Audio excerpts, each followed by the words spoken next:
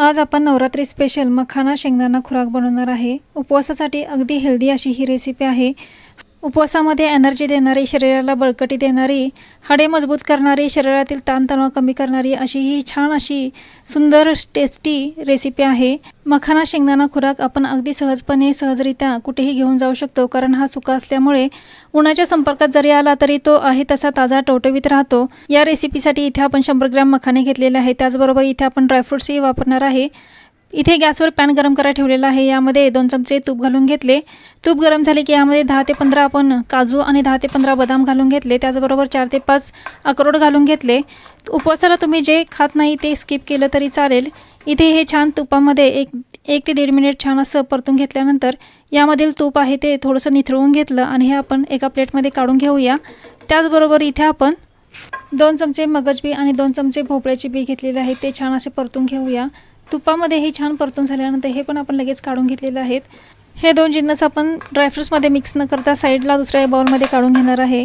याच पॅनमध्ये आपण मखानेही भाजून घेऊया। इथे मखाने भाजण्यासाठी 5 ते 6 मिनिटाचा वेळ लागतो। मंद गॅसवर मखाने भाजून घ्यायचे, अजिबात गडबड करायची नाही किंवा गॅसची फ्लेम आहे ती जास्तही करायची नाही किंवा वाढवायची नाही, कारण जास्त फ्लेम असेल तर मखाने पटकन करपून जातात। याला छान क्रिस्पी होईपर्यंत आपण हे परतून घ्यायचं। तुम्ही बघू शकता इथे मखाना खूप सुंदर असा क्रिस्पी झालेला आहे। अगदी पटकन हा फुटला जातो, अगदी चुरा होतो, म्हणजे इथे मखाने छान भाजून झालेले आहेत। गॅस बंद करून मखाने एका बाउलमध्ये काढून घेतलेले आहेत। 100 ग्रॅम मखाण्यासाठी अर्धा कप शेंगदाणे घेतलेले आहेत, हे मिक्सरच्या भांड्यामध्ये घातलेले आहेत। त्याचबरोबर तुपामध्ये तळून घेतलेले किंवा भाजून घेतलेले ड्रायफ्रुट्स यामध्ये घालून छान असे मिक्सरला भरड काढून घेतलेले आहे। अगदी पल्स मोडवर अगदी 10 ते 15 सेकंद आपण हे फिरवून घेतलेलं आहे।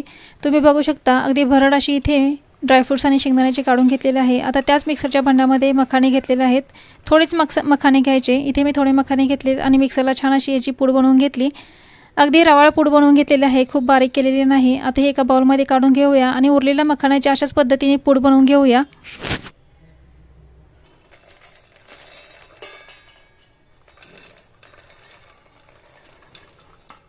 इथे तुम्ही बघू शकता उरलेल्या सगळ्या मखाण्याची पूड बनवून घेतलेली आहे। आता गॅसवर पॅन गरम करायला ठेवला, यामध्ये 2 चमचे तूप घालून घेतले।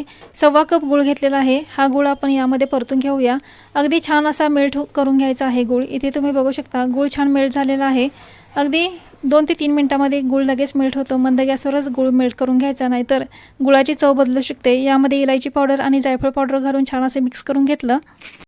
हे सर्व छान असे एकजीव करून झाल्यानंतर इथे मखाना आणि शेंगदाणे ड्रायफ्रुट्सची जी पूड आहे ते आपण एका बाउलमध्ये दोन्ही एकत्र करून छान असे एकजीव करून घेतलेले आहेत, मिक्स करून घेतलेले आहेत।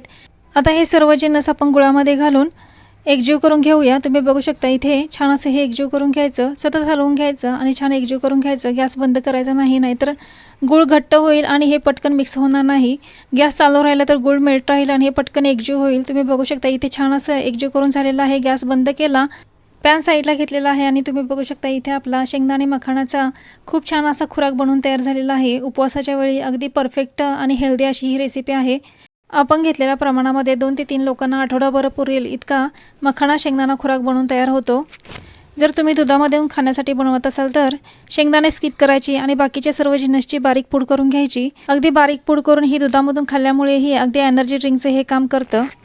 उपवासामध्ये आदल्यामधल्या वेळी खाण्यासाठी इथे आपला खुराक बनवून तयार झालेला आहे, किंवा याला आपण एनर्जी पावडरही म्हणू शकतो।